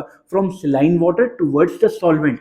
इसी चीज को क्या बोलते हैं आप, इसी चीज को आप बोलते हैं रिवर्स ऑस्मोसिस। तो आपने क्या कर दिया, ऑस्मोसिस का क्या कर दिया आपने, उल्टा कर दिया, तो उसको बोलेंगे रिवर्स ऑस्मोसिस। तो ये इसको कैसे एक्सप्लेन करेंगे, इफ द एक्सटर्नल प्रेशर, ये वाला pressure is greater then osmotic pressure, अगर ये जो एक्सटर्नल प्रेशर आपने जो लगाया है वो ऑस्मोटिक प्रेशर से भी ज्यादा आपने लगा दिया है, तो वहां पे अब क्या होगा, आपका सॉल्वेंट पार्टिकल फ्रॉम सॉल्यूशन या फिर सेलाइन वाटर से कहां को मूव करेगा, फ्रेश वाटर की तरफ, सॉल्वेंट की तरफ को मूव करेगा। और इसी को आपने क्या बोला, आपने बोला reverse osmosis is applied to flow of solvent is from solution towards solvent side, solution से सॉल्वेंट साइड की तरफ जो मूवमेंट हो रही है उसको हमने क्या बोला, रिवर्स ऑस्मोसिस बोला। अब ये जो है ये एक बड़ी इंपॉर्टेंट चीज है हमारे पास, अगर डीसेलाइनेशन ऑफ सी वाटर करना है। अगर आपके पास सी वाटर है, सेलाइन वाटर है, नमकीन खारा पानी है, तो आप क्या करते हो, आपको फ्रेश वाटर की तरफ को मूवमेंट करना है थ्रू सेमी परमिएबल मेम्ब्रेन। तो आप यहाँ पे कौन सा प्रेशर लगाते हैं, ऑस्मोटिक प्रेशर से ज्यादा करते हैं, जिसकी वजह से आपका जो सेलाइन वाटर है, खारा पानी है, वो भी पीने लायक बन जाता है। क्यों, क्योंकि उसका सॉल्वेंट पार्टिकल जो है वो सॉल्वेंट की तरफ को मूव करना स्टार्ट कर देता है, और इसको हम क्या बोलते हैं, इसको हम बोलते हैं रिवर्स ऑस्मोसिस। आई होप ये भी आपको समझ में आया होगा। नेक्स्ट टॉपिक हमारे पास है एप्लीकेशन ऑफ ऑस्मोसिस। ये भी काफी ज्यादा इंपॉर्टेंट है, एनसीईआरटी में जितनी भी एप्लीकेशन है वो मैंने यहाँ पे लिख दी है। सबसे पहली एप्लीकेशन हमारे पास है, a raw mango place in concentrate solution, salt solution, lose water via osmosis and shrivel into pickle. तो ये क्या बोल रहा है कि जब भी आप एक रॉ मैंगो को सॉल्ट के सॉल्यूशन में डालते हैं, तो वो क्या करता है बेटा, वाटर लूज कर देता है ऑस्मोसिस की वजह से, जिसकी वजह से वो क्या होता है, वो एक श्रिवल कर जाता है, श्रिंक कर जाता है, और वो पिकल के लिए रेडी हो जाता है। देखो अचार हमारे पास क्या होता है, काफ़ी टाइम तक खराब नहीं होता। क्यों? क्योंकि इसके अंदर का जितना भी वाटर मॉलिक्यूल है, उसको आपने बाहर निकाल दिया है ऑस्मोसिस की हेल्प से। तो ये क्या करते हैं, इसको काफ़ी टाइम तक आप स्टोर कर सकते हैं। अब यही वाली चीज़ की जो एप्लीकेशन है, वो हमारे पास 2025 में सीबीएसई में पूछी और 2021-22 की सीबीएसई में पूछी थी। सबसे पहला क्वेश्चन क्या बोला था, an unripe mango place in concentrated salt solution to prepare pickle shrivel because. अब ये बोल रहा है कि जब आप सॉल्ट सॉल्यूशन के अंदर इस पिकल को डालते हो, इस मैंगो को डालते हो, रॉ मैंगो को, तो वो श्रिवल क्यों कर जाता है। सबसे पहले ये क्या बोल रहा है, it gain water due to osmosis. देखो गेन तो नहीं हो रहा है, ये क्या करता है, श्रिवल करता है। अगला ये क्या बोल रहा है, it lose water due to reverse osmosis. तो यहाँ पे रिवर्स ऑस्मोसिस भी नहीं हो रही है, क्योंकि यहाँ पे ऑस्मोटिक प्रेशर से ज्यादा प्रेशर चाहिए होता है। It gain water due to, देखो वाटर गेन तो ये बिल्कुल भी नहीं कर रहा है। लास्ट आपके पास क्या बोल रहा है, it lose water due to osmosis. तो इसका जो था वो आंसर था ऑप्शन नंबर डी। नेक्स्ट हमारे पास एक एसर्शन रीजनिंग थी। ये हमारे पास 2021-22 में आई थी। तो ये क्या बोलता था, एसर्शन क्या बोल रहा है, a raw mango place in saline water lose water and shrivel into pickle. Assertion ठीक है, रीजन चेक करते हैं क्या बोल रहे हैं, through the process of reverse osmosis. तो ये गलत हो गया, क्योंकि यहाँ पे रिवर्स ऑस्मोसिस नहीं होती, यहाँ पे क्या हो रही होती है, ऑस्मोसिस। तो यहाँ पे एसर्शन जो है वो करेक्ट है, लेकिन रीजन इसका क्या है बेटा, रॉन्ग है। नेक्स्ट एप्लीकेशन हमारे पास क्या है, देखो आपने कभी देखे होंगे कोई मुरझाए हुए जो फ्लावर्स होते हैं, जब उनको पानी में डालते हैं तो वो दोबारा से खिल उठते हैं। तो ये भी एक रिवर्स सॉरी, ये भी एक ऑस्मोसिस की एप्लीकेशन है। तो ये क्या बोल रहा है, wilted flower reverse when revive when place in fresh water. तो जब भी कोई मुरझाया हुआ प्लांट को आप पानी में डालते हो, तो दोबारा से रिवाइव कर जाता है। नेक्स्ट हमारे पास एप्लीकेशन जो है वो आपने काफ़ी कॉमन देखी होगी। सब्जी वाला जो है अपनी सब्जियों के ऊपर पानी स्प्रिंकल करता रहता है। क्यों? क्योंकि पानी अंदर चला जाता है थोड़ा बहुत ऑस्मोसिस की वजह से, जिसकी वजह से वो क्या कर जाती है, वो अपनी शेप को लूज नहीं करती और वो पूरा दिन जो है वो फ्रेश दिखती है। यही बोल रहा है, the carat that has been limped because of water loose into the atmosphere can be placed in the water making it firm once again। तो ये वही बोल रहा है कि अगर कोई कैरेट जो है वो अपनी शेप लूज कर चुकी है, एटमॉस्फेयर में उसका वाटर वेपर जो है वो निकल चुका है, तो आप अगर उसको वाटर में दोबारा डालोगे या वाटर स्प्रिंकल करोगे, तो वो दोबारा से अपनी शेप में रिगेन हो जाती है। नेक्स्ट ये भी काफ़ी इंपॉर्टेंट एप्लीकेशन है। तो ये क्या बोल रहा है, people taking lot of salt और salty food experience water retention in tissue and cell. ये बोल रहा है कि जो लोग बहुत ज़्यादा सॉल्ट कंज्यूम करते हैं या सॉल्टी फूड खाते हैं, वो एक प्रॉब्लम नोटिस करते हैं। क्या? उनकी टिश्यूज में या सेल में क्या होता है, वाटर की रिटेंशन हो जाती है, वाटर रिटेंशन हो जाती है। अब अगर वाटर रिटेंशन होगी तो आपको क्या हो जाएगी, आपको स्वेलिंग फील होगी, स्वेलिंग फील हो जाएगी, जिसको क्या बोलते हैं, एडिमा बोलते हैं। तो आप इसको रीड कर सकते हैं। और देखो आपको यहाँ पे अगर आप सॉल्टी फूड खाते हो, तो आपकी सेल्स में या फिर इंटरमोलिकुलर स्पेस में क्या होता है, वाटर रिटेन कर जाता है, और जिसको क्या बोलते हैं, जिससे आपकी स्वेलिंग होती है, और इस प्रोसेस को क्या बोलते हैं, एडिमा बोलते हैं। तो देखो कुछ ऐसे दिखने लगते हैं। नेक्स्ट एप्लीकेशन जो हमारे पास है वो है प्लांट्स में। देखो प्लांट्स क्या करती है, अपने रूट्स के थ्रू वाटर को एब्जॉर्ब करती है, और ये भी जो प्रोसेस होता है, ये हमारे पास क्या होता है, ये भी ऑस्मोसिस का प्रोसेस होता है। तो ये बोल रहे हैं, water movement from soil into plant root and subsequently into the upper portion of the plant is partly due to osmosis. तो ये किस वजह से होता है बेटा, ये भी ऑस्मोसिस की वजह से होता है। ऑस्मोसिस की नेक्स्ट एप्लीकेशन हमारे पास काफ़ी ज़्यादा इंपॉर्टेंट है। ये क्या बोल रहा है कि जो ऑस्मोटिक प्रेशर है, it is widely use in determining the molecular mass of protein, polymer and other macromolecules. देखो बेटा क्या होता है, अभी तक हमने क्या पढ़ा, हमने तीन कॉलिगेटिव प्रॉपर्टी पढ़ ली है। सबसे पहले हमने पढ़ी relative lowering in vapour pressure, दूसरा हमने पढ़ा एलिवेशन इन बॉइलिंग पॉइंट, और तीसरा हमने पढ़ा डिप्रेशन इन फ्रीजिंग पॉइंट। इन तीनों में इंपॉर्टेंट बात क्या थी कि आप टेम्परेचर के साथ में खेलते थे। इन दोनों में काफ़ी ज़्यादा हाई टेम्परेचर लगता था और इसमें काफ़ी ज़्यादा लो टेम्परेचर होता था। तो इसकी वजह से क्या होता है, कुछ एक जो मॉलिक्यूल्स होते हैं, जैसे कि प्रोटीन्स होता है, जैसे कि पॉलीमर होता है, या फिर कुछ और माइक्रो मॉलिक्यूल्स जो होते हैं, वो स्टेबल नहीं होते हैं। तो उसकी वजह से हम अगर इनका मॉलिक्यूलर मास निकालना होता है तो इन तीनों मेथड से आप नहीं निकाल सकते। तो हम कैसे निकालते हैं? ऑस्मोटिक प्रेशर से। क्यों? क्योंकि जो ऑस्मोटिक प्रेशर होता है pi is equal to C R T, उसको किस में निकालते हैं? टेम्परेचर या तो 25 डिग्री में या फिर 27 डिग्री, मतलब रूम टेम्परेचर पे हम चीज़ों को चेक कर रहे होते हैं। तो अगर यहाँ से ऑस्मोटिक प्रेशर हमको रूम टेम्परेचर पे निकालते हैं तो इसी वजह से जो ऑस्मोटिक प्रेशर होता है ये एक बहुत अच्छा मेथड होता है किसी का भी मॉलिक्यूलर मास निकालने के लिए जो कि हायर या लोअर टेम्परेचर पे स्टेबल नहीं होते हैं, जैसे कि प्रोटीन हो गया, पॉलीमर हो गए और भी मैक्रोमोलिक्यूल्स हो गए। The osmotic pressure method has the advantage over the other method as the pressure measured is over the room temperature, is around the room temperature, and the molarity of the solution is used instead of molality. पहली इसकी application क्या है कि आप इसको room temperature पे check करते हो, और दूसरी एप्लीकेशन क्या है कि यहाँ पे आप मोलैरिटी का यूज़ करते हो instead of molality. I hope ये वाली बात भी समझ में आई होगी। As compare to other colligative property its magnitude is large even. देखो इसका एक और फायदा क्या है कि जब आप यहाँ पे ऑस्मोटिक प्रेशर निकालोगे तो यहाँ पे जो मैग्नीट्यूड आता है वैल्यू चेक करने के लिए काफ़ी ज़्यादा बड़ा होता है, very even for very dilute solution. The technique of osmotic pressure for determining the molecular mass of solute is particularly used for biomolecule. देखो यहाँ पे ये जो मेथड होता है इसको आप किस चीज़ के लिए यूज़ करते हैं? अगर आपको मॉलिक्यूलर मास निकालना है किसका? बायोमोलिक्यूल्स का, तो ये एक बहुत अच्छी एप्लीकेशन होती है as they are generally not stable at higher temperature and polymer have poor solubility. तो ये काफ़ी ज़्यादा इंपॉर्टेंट पॉइंट था, आप इसको रीड करेंगे और इसके मेन पॉइंट जो है वो एग्जाम के लिए रेडी कर लेंगे। नेक्स्ट हम करेंगे न्यूमेरिकल्स ऑफ ऑस्मोटिक प्रेशर। सबसे पहले हमने सबसे सिंपल न्यूमेरिकल लिया है और ये क्या बोल रहा है? 0.01 molar glucose solution is present in a beaker. एक बीकर है जिसके अंदर हमने क्या डाला है? 0.001 मोलर ग्लूकोज का सॉल्यूशन है। Find its osmotic pressure eight 25 degree Celsius. तो बेटा जब 25 डिग्री पे था तो मैंने आपको वहां पे एक ट्रिक बताई थी। देखो pi is equal to C R T, ये हमारे पास किसका फॉर्मूला है? ऑस्मोटिक प्रेशर का फॉर्मूला है। अब मैंने आपको एक बात बताया था, एट 25 डिग्री या फिर 25 डिग्री या फिर 27 डिग्री आर टी की वैल्यू मैंने आपको क्या बताया था? 25 आप ले सकते हैं। और अगर आप बोर्ड के एग्जाम दे रहे हैं तो आप इसकी वैल्यू लिख भी सकते हैं। तो यहाँ पे कंसंट्रेशन क्या है बेटा? मोलैरिटी में है तो वो लिख लेंगे 0.001। और अगर आप बोर्ड्स में लिख रहे हैं तो आर की वैल्यू अगर नहीं दी है तो आप लेंगे 0.0821। 0.0821 ये किस में होता है? ये होता है litre ATM divide by kelvin mol. ये आपका हो गया। अच्छा उसके बाद टेम्परेचर कितना बेटा? 27 डिग्री सेल्सियस।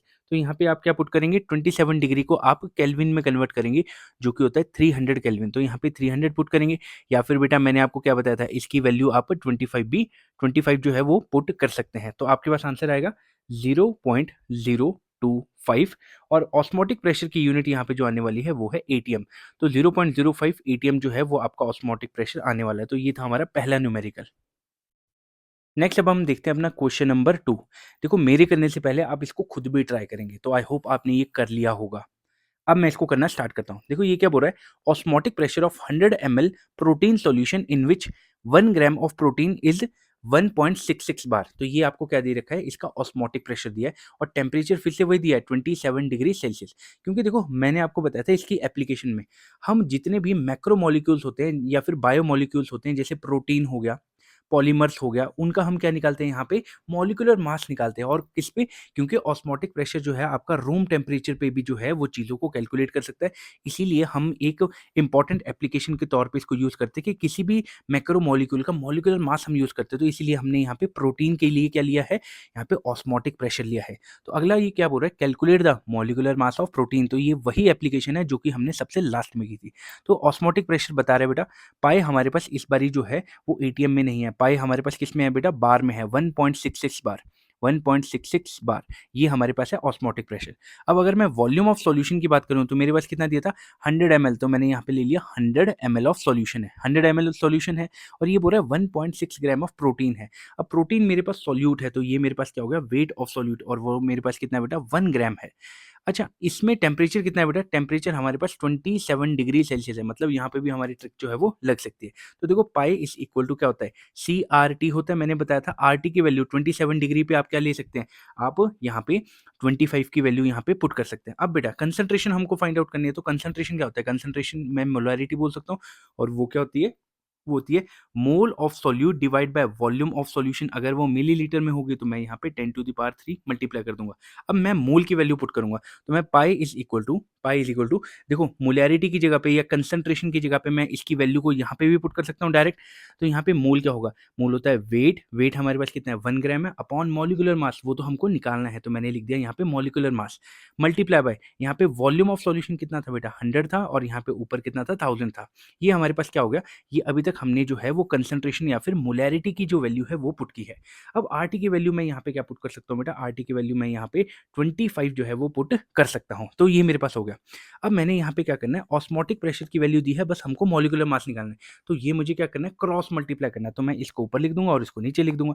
तो मेरे पास आ जाएगा molecular mass is equal to 1 upon pi, pi कितना भाई 1.66 है, इंटू यहाँ पे 1000 डिवाइड बाय 100, और यहाँ पे कितना आ जाएगा 100, और यहाँ पे मल्टीप्लाई बाय 25 आएगा।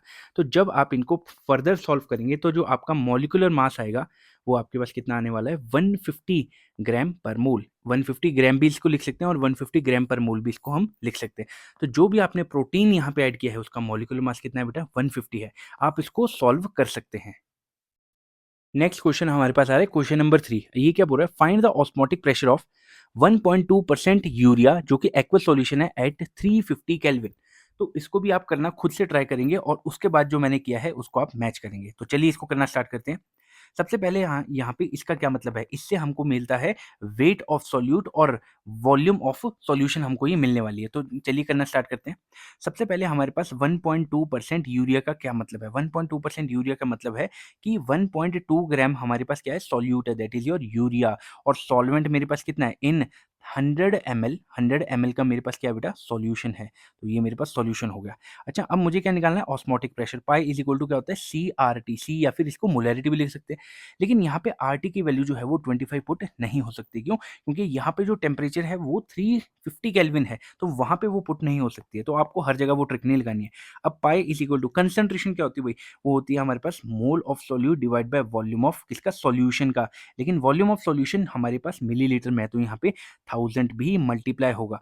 अच्छा, उसके बाद क्या आएगा, आर की वैल्यू, आर की वैल्यू देखो हमारे पास क्या आती है, मैं साइड में लिख देता हूँ। आर की वैल्यू अगर हमको एटीएम में चाहिए, अगर ऑस्मोटिक प्रेशर हमको एटीएम में चाहिए तो हम क्या लिखेंगे 0.0821, ठीक है, या फिर इसको हम 1/12 भी लिख सकते हैं। तो मैं क्या करता हूँ 1/12 की वैल्यू पुट करता हूँ। तो यहाँ पे मैंने आर की जगह पे 1/12 लिखा, और यहाँ पे टेम्परेचर की जगह पे मैंने 350 लिख दिया। अब इसको फर्दर सॉल्व करेंगे तो pi is equal to mole क्या होता है, weight upon molecular mass, weight हमारे पास होता है 1.2 ग्राम, मॉलिक्यूलर मास जो है यूरिया का वो 60 होता है। अब हमारे पास आएगा 1000 डिवाइड बाय नीचे क्या आएगा 100, क्यों? क्योंकि ये क्या है वॉल्यूम ऑफ सॉल्यूशन मेरे पास कितनी है 100 है। अब 1/2 और यहाँ पे 350 है, 1/2 इंटू 350। अब अगर आप इसको सॉल्व करेंगे तो आप इसको सॉल्व कर सकते हैं, तो आपका आंसर जो आएगा वो आएगा 5.74 एटीएम के करीब आने वाला है। क्यों? क्योंकि आपने आर की जो वैल्यू है, आर की वैल्यू आपने ये पुट किया है, जिसका क्या मतलब होता है 0.0821 litre ATM divide by kelvin mole. तो यहाँ पे एटीएम में आई, तो यहाँ पे आंसर भी आपका किस में आने वाला है, एटीएम में आने वाला है। आई होप ये वाला क्वेश्चन आपको समझ में आया होगा। क्वेश्चन नंबर 4 जो है हमारे पास एग्जाम्पल नंबर 1.11 है आपकी एनसीईआरटी का। तो चलिए इसको करना स्टार्ट करते हैं। ये बोल रहा है 200 centimetre of an aqueous solution of A protein, इतना हमको ये क्या दिया है वॉल्यूम दिया है। एक्वस सॉल्यूशन बोला है तो ये हमको वॉल्यूम दी है। कंटेन इतना ग्राम ऑफ प्रोटीन, तो आपके पास 1.26 ग्राम जो है वो वेट ऑफ सॉल्यूट है। The osmotic pressure of such A solution is इतना, कैलकुलेट द मॉलिक्यूलर मास। तो ये हमारे पास क्या है, प्रोटीन का जब भी मॉलिक्यूलर मास निकालने को आएगा तो वो हम ऑस्मोटिक प्रेशर से निकालेंगे। तो यहाँ पे मेरे पास टेम्परेचर कितना है बेटा 300 केल्विन। तो 300 केल्विन पे हमारा जो है वो ट्रिक लग जाती है। तो हमारे पास क्या होता है बेटा पाई इज इक्वल टू हमारे पास होती है सी आर टी, और आर टी की वैल्यू अगर आप बोर्ड्स में नहीं है तो आप इसकी आर टी की वैल्यू जो है वो 25 भी पुट कर सकते हैं। तो ये हमारे पास हो गया है। अच्छा, अगली बात हमारे पास क्या है कि वॉल्यूम ऑफ सॉल्यूशन, देखो वॉल्यूम ऑफ सॉल्यूशन आपको कितना दिया है 200 सेंटीमीटर क्यूब। अगर आपको इसमें प्रॉब्लम आती है तो बेटा 200 सेंटीमीटर का मतलब 200 मिलीलीटर ही होता है, क्योंकि हमारे पास क्या होता है 1 centimetre cube is equal to 1 millilitre. इस बात का आप ध्यान रखेंगे, मैंने आपको कन्वर्जन बताई भी थी, तो इस बात का आप ध्यान रखेंगे। तो हम फॉर्मूला लिख देते हैं बेटा। तो हमारे पास है पाई इज इक्वल टू सी, सी देखो हमारे पास क्या होता है, ये होता है मोल अपॉन वॉल्यूम। तो mole of solute divide by volume of solution, तो मेरे पास वॉल्यूम है लेकिन वो किस में बेटा, वो मिली मिलीलीटर में है तो मैं यहाँ पे क्या कर दूंगा 1000 जो है वो मल्टीप्लाई कर दूंगा। और बेटा आर टी की वैल्यू जैसे मैंने आपको बताया क्या पुट कर सकते हैं आप 25 पुट कर सकते हैं अगर आप जेई और नीट में है, लेकिन अगर आप बोर्ड्स में है तो बेटा इसकी वैल्यू नॉर्मल भी आप पुट कर सकते हैं। तो आर की वैल्यू देखो हमको किस में दिया बेटा, बार में दिया है। ऑस्मोटिक प्रेशर जो है हमको किस में दिया बेटा, बार में दिया है। तो आर की वैल्यू किस में पुट होगी बेटा, आर की वैल्यू जो होती है, आर की वैल्यू वो हमारे पास होती है 0.083। ये किसमें होते हैं बेटा, litre bar divide by kelvin mole. इस बात का ध्यान रखेंगे क्योंकि हमको ऑस्मोटिक प्रेशर किस में दिया बेटा, बार में। उसके अकॉर्डिंग अगर हमको एटीएम में होता तो उसकी वैल्यू किस, आर की वैल्यू क्या पुट होती है 0.0821 litre ATM divide by kelvin mole. इस बात का आपने ध्यान रखना है। अब आर की वैल्यू जो है हम क्या पुट कर देंगे 0.083 इतना पुट कर दिया। और टेम्परेचर मेरे पास कितना है बेटा 300 केल्विन, 300 केल्विन। और सिंप्लिसिटी के लिए अगर आपको फिर से प्रॉब्लम आ रही है तो आप आरटी की वैल्यू क्या पुट कर दो 25 पुट कर दो। देखो ये बोर्ड्स में भी काम कर जाएगा, लेकिन चलो फिर भी आप इसको इस फॉर्म में लिख सकते हैं। अब देखो आपको क्या निकालना है बेटा, मोल निकालना है। और क्योंकि ऑस्मोटिक प्रेशर हमको दिया है तो हम क्या लिखेंगे, पाई इज इक्वल टू हमारे पास मोल। मोल क्या होता है, wait of solute divide bye molecular mass of solute into यहाँ पे 1000। आप न्यूमेरिकल को जितना लंबा लिख के करेंगे उतने ही आपके बोर्ड्स में जो है वो नंबर बढ़ने के चांसेस होते हैं। 0.083 और यहाँ पे मल्टीप्लाई बाय 300। इसको आप पूरा सॉल्व किया करो। अच्छा अब हमको क्या निकालना है बेटा, अब हमको मॉलिक्यूलर मास निकालना है। ऑस्मोटिक प्रेशर गिवन है तो उसको क्रॉस मल्टीप्लाई कर देंगे जैसे हमने पिछले क्वेश्चन में किया था। Molecular mass is equal to weight of solute कितना है बेटा, वेट ऑफ सॉल्यूट जो है वो मेरे पास 1.26 है, 1.26 है डिवाइड बाय। अब बेटा हमारे पास ऑस्मोटिक प्रेशर कितना है 2.57 इंटू 10 की पावर माइनस का 3 है। तो यहाँ पे वैल्यू पुट कर देते हैं 2.57 इंटू 10 की पावर माइनस का 3 है और मल्टीप्लाई बाय यहाँ पे 1000 आ जाएगा divide by volume of solution कितना है भाई, वॉल्यूम ऑफ सॉल्यूशन जो है वो हमारे पास है 200 मिलीलीटर है। ये मेरे पास क्या आ गया 200 मिलीलीटर इनटू, अब बेटा इन दोनों को हम मल्टीप्लाई कर देंगे तो ये आ गया 0.083 मल्टीप्लाई बाय 300। और अगर वैल्यू में आपको कैलकुलेशन में आपको दिक्कत आती है तो इसको सिंपल सा आप 25 लिख दो और बाकी सारा आप सॉल्व कर लो। और जो आपका आंसर आने वाला है वो बेटा आपका 61 के करीब आएगा। तो ये आपके पास जो आंसर आएगा वो आएगा 61022। ये आपके पास जो है ग्राम्स पर मोल में आपका आंसर आ जाएगा। तो आंसर जो है वो काफी ज्यादा बड़ा है। तो ये आपका क्वेश्चन जो है वो ऑस्मोटिक प्रेशर का क्वेश्चन था, जो कि आपका एक एग्जांपल का एनसीईआरटी का क्वेश्चन था ये। नेक्स्ट टाइप का क्वेश्चन भी हमारे पास काफी ज्यादा इंपॉर्टेंट आ रहा है और ये वाले जो क्वेश्चन है काफी ज्यादा कॉमन है आपके नीट के लिए या फिर जेई मेंस के लिए और अपने बोर्ड्स के लिए। बोर्ड्स में भी काफी ज्यादा ही ऐसे करके क्वेश्चन आते हैं। अब ये क्या बोल रहा है, चलिए इसको पढ़ना स्टार्ट करते हैं। देखो सबसे पहले आप इसको रीड करेंगे, क्वेश्चन सॉल्व करेंगे और फिर जाके आप जो हमारा सॉल्यूशन है उसको चेक करेंगे। तो चलिए इसको करना स्टार्ट करते हैं।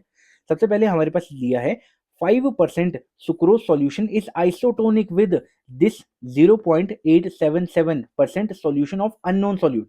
ये बोल रहा है कि एक सॉल्यूशन आपके पास ये है और एक सॉल्यूशन आपके पास ये है। इसमें तो आपने डाला है 5% सुक्रोज डाला है और इसमें आपने डाला है 0.877% कुछ भी अननोन सॉल्यूट डाला है। अब आपको बोल रहा है which of the following is unknown solute. अच्छा अब आपको ये बताना है कि अननोन इस सॉल्यूशन में क्या था, क्या ये ग्लूकोज था, क्या ये यूरिया था, क्या ये सुक्रोज ही था, तो या फिर ये नन ऑफ दिस है। तो चलिए इसको करना स्टार्ट करते हैं। देखो जब भी आपको ऑस्मोटिक प्रेशर जो है वो आइसोटोनिक बोल दे, मतलब एक आपके पास ये वाला सॉल्यूशन है और एक आपके पास ये वाला सॉल्यूशन है, मतलब दोनों का ऑस्मोटिक प्रेशर सेम है। तो मैं एक को जो सुक्रोज वाला मॉलिक्यूल है उसको मैं क्या बोल देता हूँ, आपको ऑस्मोटिक प्रेशर 1 बोल देता हूँ और जो दूसरे वाला है उसको मैं ऑस्मोटिक प्रेशर 2 बोल देता हूँ। तो यहाँ पे दोनों का ऑस्मोटिक प्रेशर सेम है। अब मैंने आपको बताया था दोनों का सेम टेम्परेचर पे क्या हाल होता है भाई। देखो हमारे पास क्या होता है, पाई का क्या फॉर्मूला होता है, pi is equal to C1RT होता है और इसको क्या लिखूंगा C2RT, क्योंकि दोनों का अगर सेम टेम्परेचर हमारे पास है तो हमारे पास RT की वैल्यू क्या हो जाती है बेटा, सेम होती है। अब अगर RT की वैल्यू सेम है तो ये भी कट जाएगा, तो मेरे पास RT जो है वो कैंसिल आउट हो रहा है। तो मेरे पास क्या आ जाएगा C1 is equal to C2। पहली बात ये समझ में आ गई। अब यहां से हमको कंसंट्रेशन के लिए मोल और मॉलिक्यूलर मास निकालना है। तो हमारे पास है 5% सुक्रोज है और ये मेरे पास क्या है अननोन सब्सटेंस है। तो चलिए इसको कर लेते हैं सबसे पहले। तो हमारे पास क्या है बेटा, हमारे पास है 5%, 5% 5% हमारे पास सुक्रोज है, सुक्रोज। तो इसका क्या मतलब है बेटा, उसका मतलब है कि 5 ग्राम का सुक्रोज, सुक्रोज ये किसके अंदर है बेटा, 100 ml के सॉल्यूशन में है। सिमिलरली बेटा, और सुनना बेटा बात को ध्यान से, यहाँ पे अगर आपको कुछ भी नहीं दिया है परसेंटेज का, वेट बाय वेट दिया हो, वेट बाय वॉल्यूम या फिर वॉल्यूम बाय वॉल्यूम, तो आपको मान के चलना ऑस्मोटिक प्रेशर में वेट बाय वॉल्यूम देते हैं। तो वेट बाय वॉल्यूम का क्या मतलब है, 5 ग्राम का 5 ग्राम का आपके पास क्या है बेटा, ग्लूकोज सॉरी सुक्रोज है। मैंने यहाँ पे स्पेलिंग गलत लिख दी। 5 ग्राम का हमारे पास क्या है बेटा, सुक्रोस है, और इसको हमने किस में डाला है, 100 ml के सॉल्यूशन में डिसॉल्व किया है। तो ये मेरे पास हो गया, ये मेरे पास सुक्रोस था। ये बात क्लियर है। अच्छा, अगला आपको क्या दिया बेटा, अगला आपको दिया 0.877, कुछ भी अननोन सॉल्यूट है, तो मैं इसको सॉल्यूट लिख देता हूँ, और मेरे पास ये जो है 0.877 है, सॉल्यूट है, और इसको हमने किस में डिसॉल्व किया बेटा, इसको भी हमने 100 ml के सॉल्यूशन में हमने इसको डिसॉल्व किया है। तो बेटा हमारे पास क्या है बेटा, कंसंट्रेशन है, मतलब मोलैरिटी एक दूसरे की इक्वल है। तो चलिए इसको करते हैं जरा। तो हमारे पास क्या आएगा बेटा, मोल ऑफ सॉल्यूट है, ठीक है बेटा, मोल ऑफ सॉल्यूट और divide by volume of solution, किस में आएगा, मिलीलीटर में आएगा। और यहाँ पे कितना आ जाएगा, मोल ऑफ किसका, सबसे पहले तो सुक्रोज का लिखूंगा मैं, और यहाँ पे क्या कर देंगे, मल्टीप्लाई बाय 1000 कर देंगे, इक्वल टू, अब मेरे पास क्या आएगा भाई, मोल ऑफ किसका, अननोन सब्सटेंस, जो कि मेरे पास क्या होगा, सॉल्यूट होगा, और डिवाइड बाय यहाँ पे वॉल्यूम इन मिलीलीटर होगा, वॉल्यूम इन मिलीलीटर, और मल्टीप्लाई बाय 1000। अगर आप अभी भी ध्यान से चेक करो, दोनों की जो वॉल्यूम है वो भी फिक्स है, और 1000 भी तो फिक्स है, तो दोनों की वॉल्यूम भी कैंसिल आउट हो जाएगी, क्योंकि ऑब्वियसली मैं लास्ट में क्या करूंगा, इसको भी 100 पुट करूंगा, इसको भी 100 पुट करूंगा, तो यहाँ से ये कट जाएगा, यहाँ से ये कट जाएगा,